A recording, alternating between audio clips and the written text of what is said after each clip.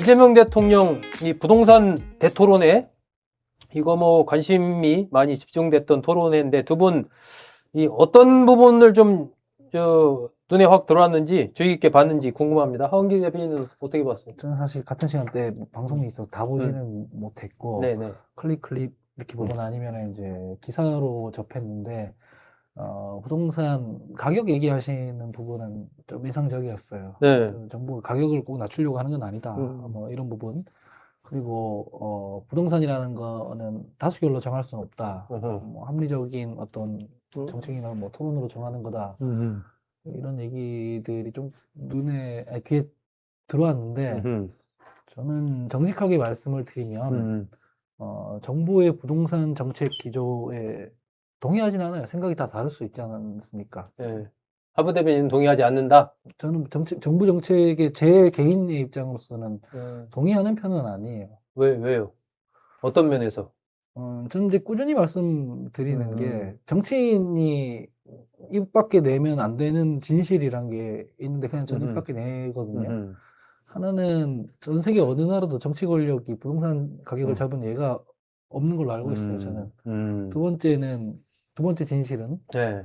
서울 부동산 가격이 비슷한 지위, 비슷한 소위 스펙의 도시랑 비교해 봤을 때 비싸지 않다고 생각을 해요. 네. 예, 뭐 프랑스나 파리나 이런 데 가보면은 가처분 소득의 3분의 1, 많게는 3분의 2 이상을 전부 다 주거 렌트비로 쓰는데 그냥 조그마한 원룸 안에 욕실도 없는 네. 밖에 이제 공동 욕실이 뭐 있는 런던도 비슷하죠. 네, 그런 런던, 파리 그런데도 하나로 한 120, 130만 원이었는 걸로 알아요. 네. 뭐 그러니까 그 나라들에 비해 혹은 그 도시들에 비해 서울이 뒤처지지 않잖아요.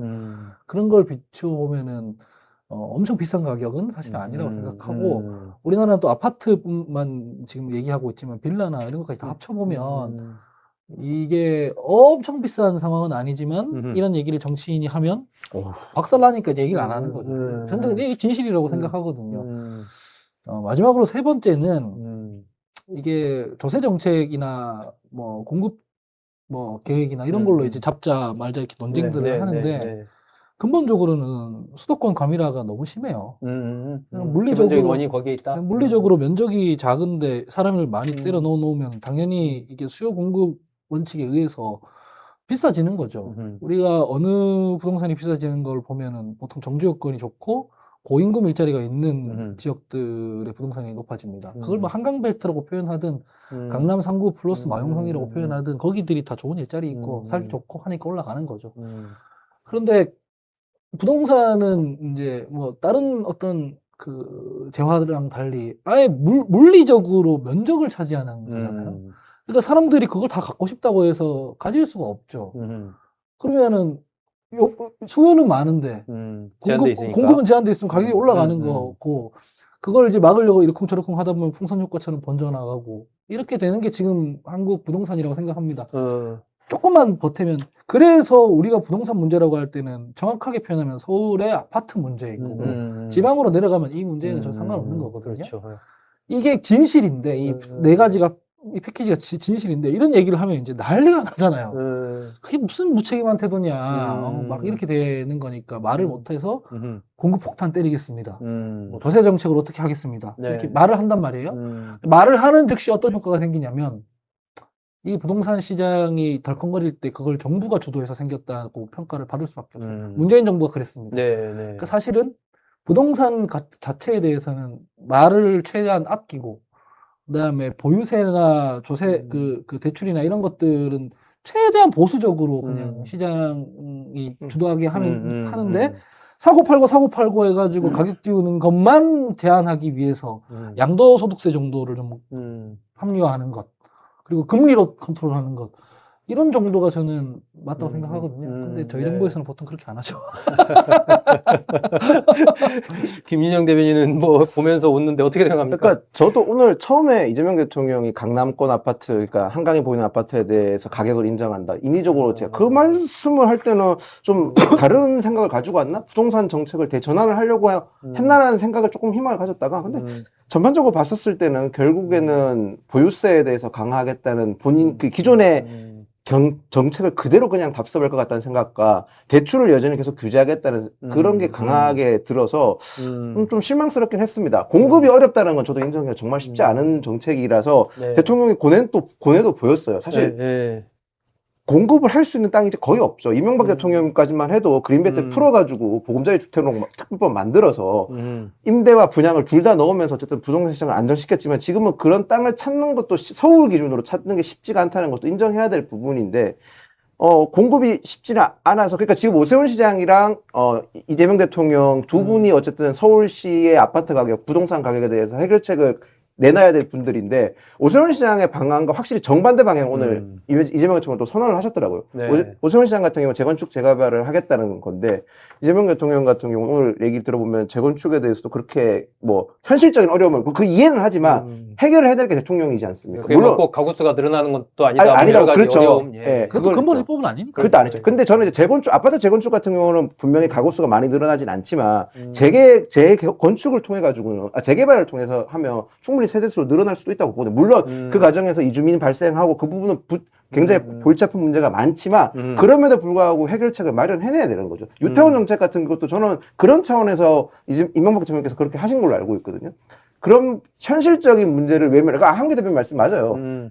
부동산은 문제는 인간의 기본적인 욕구지 않습니까? 좋은 집에 살고 싶어하는 기본적인 욕구가 있는데 그 기본적으로 좋은 집이라는 건 한정적이잖아요. 그걸 인정하고 정책을 만들어야 되는데 이재명 대통령이 오늘 해결책은 결국 보유세로 기결되더라. 그게 좀 저는 되게 안타까웠어요. 분명히 보유세를 강화한 조세 정책으로 인해서 부동산을 잡겠다고 했던 게 실패했지 않습니까? 문재인 정부 때. 근데 그걸 그대로 답습하겠다는 거에 대해서는 저는 그걸 해결 방안으로 내는 건 좀 실망스러웠습니다. 그 하부 대변인은 이 전세대출 규제 그리고 보유세 강화 이 대통령이 얘기한 그 방향 그거에 대해서는 어떻게 생각합니까? 저는 아까 전에 제가 말한 대전제 말고 다른 것들을 함부로 건드리는 것은 우려 섞인 시선으로 봅니다. 좀 걱정하는군요. 보유세가 다른 나라에 비해서 저희가 낮다. 그래서 정상화시키겠다라는 것들은 뭐 3배 얘기했죠. 숫자만 보면은 합리적이죠. 근데 다른 나라에 없는 제도가 저희 나라, 우리나라에 있잖아요. 전세라는.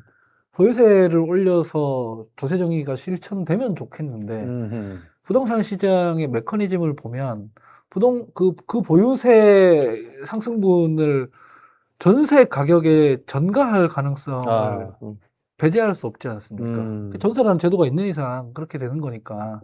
그렇다고 뭐 지금 정부의 방향으로 설정되진 않았지만은 진보 진영에서 얘기하는 전세 이거는 되게 기형적인 거다. 그래서 이게 집값을 떠받치는 기능을 하기 때문에 이거 없애야 된다. 이렇게 생각하시는 분도 많죠. 아니 근데 어쨌든 간에 제도라는 것은 지금 이미 그 제도의 편익을 누리고 있는 사람이 있기 때문에 한 번에 되는 건 아닌 거거든요. 네. 그렇기 때문에 저는 부동산이라는 것은 어떤 관리의 영역이고 그리고 아까도 말했지만 전 세계에 비추어 봤을 때 이 가격이라는 게 어마어마하게 높은 것은 아니다라는 것을 인식하는 과정 이런 것들이 필요하다고 생각을 해요. 정치권이 이제 자기 부동산에 대해서 마술방망이가 있다고 생각하면 안 되고 아까 전에 뭐 오세훈 시장 같은 경우에 예를 들기도 하는데 저는 그것도 되게 냉소적이거든요. 토지에다가 박살난 적이 있지 않습니까? 사실은. 그러니까 오세훈 시장이라고 해서 뚜렷한 답이 있는 건 아니에요. 다만 이제 보수 정부가 잡았을 때는 부동산에 대해서 얘기를 잘 안 하죠. 그러니까 윤석열 정부 때도 부동산 상황이 좋지 않았어요. 하지만 얘기를 안 하니까 그게 정부가 주도한다고 생각하기보다는 그냥 시장이 주도한다고 이제 생각하게 되잖아요. 그런 정도의 어떤 보수적인 방법론.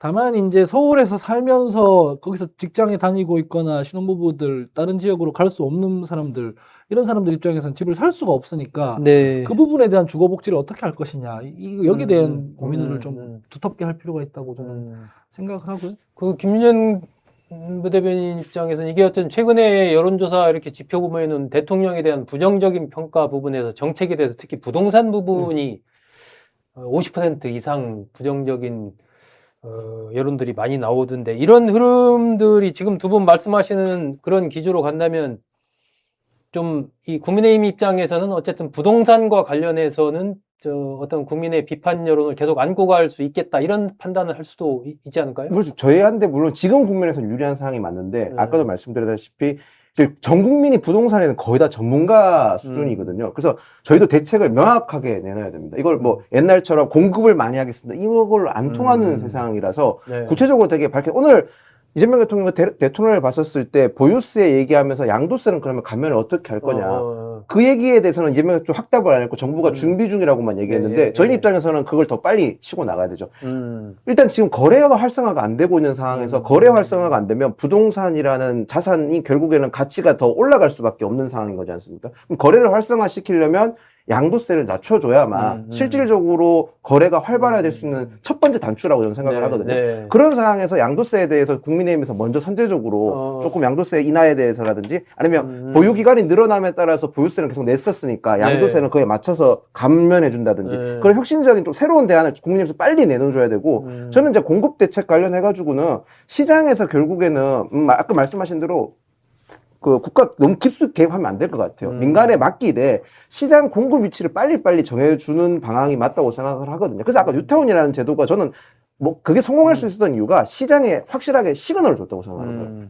정부가 뉴타운 사실 되게 오래 걸렸어요. 이제 막 끝나는 데도 있거든요. 이명박 정부 때 시작했지만 이제 끝나는 건데 그게 당장 공급이 없더라도 시장에 데는 공급이 되겠구나라는 시그널만으로도 시장 부동산 가격이 인하될 수 있는 거거든요. 그런 것도 저희 국민의힘에서는 해야 될 상황이지. 이게 이재명 대통령이 부동산 정책 잘 못하고 진보 진영에서 이걸 잘 못하니까 우리한테 무조건 가만히 있으면 이득이 될 거다. 그런 문제는 아니다. 접근하면 안 될 상황인 것 같습니다. 이 부동산 문제는 사실 민주당 여권으로서는 굉장히 고민스러운 부분일 텐데, 물론 앞으로 이제 이재명 대통령 토론회 주재하고 구체적인 이제 정책이 어떻게 나오는지 봐야 될 것 같긴 한데, 지금 두 분 말씀하신 흐름이나 이런 걸로 봤을 때 이 정치적인 맥락에서 본다면 이 부동산에 대한 이 부정적인 여론, 이걸 돌리기는 좀 쉽지 않을 것 같다는 생각도 드는데 어떻습니까? 정서의 문제인 면이 크니까요. 아하. 당장 그 대통령 근저당 문제도 제도적으로 보면은 이게 무슨 은행에서 레버리지 일으켜가지고 30년 만기로 이자 넣으면서 그동안 부동산 가격이 상승한 그 시세 차익분으로 돈 벌고 이런 문제랑 다른 거거든요. 그러니까 자꾸 국민의힘이나 개혁신당이나 일부에서는 그러니까 대출 다 막아놓고 왜 사적금융으로 저렇게 하냐 이렇게 하는데 그게 사실관계에 다르거든요. 그쪽에서 말하는 사적금융이라는 것, 그러니까 말하자면은 대출 막았다는 것이랑 이거랑은 전혀 다른 게 정부에서 하지 말라고 했던 것은 자기가 지금 현금이 없는데, 그러니까 자력이 없는데 은행에서 혹은 누구한테 돈 빌려 가가지고 그 레버리지로 돈 그 집 사는 그런 행위를 하지 말게 규제한 거고 이 경우에는 사실상 자력으로 살 수 있는 케이스였거든요. 유예를 해준 거죠. 자기 집 팔아서 그냥 넣는 거니까. 근데 이제 이 재건축 이슈가 딱 붙어가지고 근저당 잡아버리니까 이제 그렇죠. 화가 나는 거죠. 왜 화가 나냐면 본인들은 대출을 못 받으니까요. 여기서 이제 합리적인 토론이 안 되는 거예요.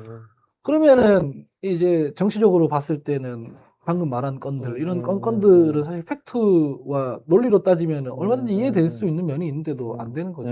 제가 반박하면 어떻게 그런 게 어려운 점이죠. 반박하면 어떻게 되냐면은 저것들은 뭘 잘했다고 저렇게 고개를 뻣뻣이 들고 오만하게 그래 이렇게 되는 거예요. 사실관계를 얘기하는데도 이제 그런 부분들이 정치적으로 매우 어려운 문제라서 그리고 거기서 어쨌든 보유세 강화, 대출 규제의 흐름으로 갔을 때 그런 것들이 어쨌든 유지된다는 거잖아요. 그러니까 시장에서는 틀림없이 이 원래 기존의 어떤 계획과 어긋나는 케이스들이 발생을 할 텐데 안 하면 다행이지만 근데 지금도 보면 전월세 가격이 문제가 돼서 가격이 문제가 아니죠. 전세 지금 매물을 못 구한다는 거잖아요. 매물 자체가 없죠. 그러면은 30대들 입장에서는 2년마다 이사하고 뭐 이렇게 돼야 되는데 아무리 2+2라도 집주인이 들어온다 그러면 나가야 되는 거 아닙니까? 맞아요. 전세를 못 구해요. 그러면 구할 수 있는데 급하게 가다 보면은 자기가 살던 그 환경에서 다운그레이드 해야 되는 순간이 생긴단 말이에요. 저 같은 경우는 예를 들면은 제가 그런 지금 케이스는 아닌데 문재인 정부 때 겪은 일이거든요.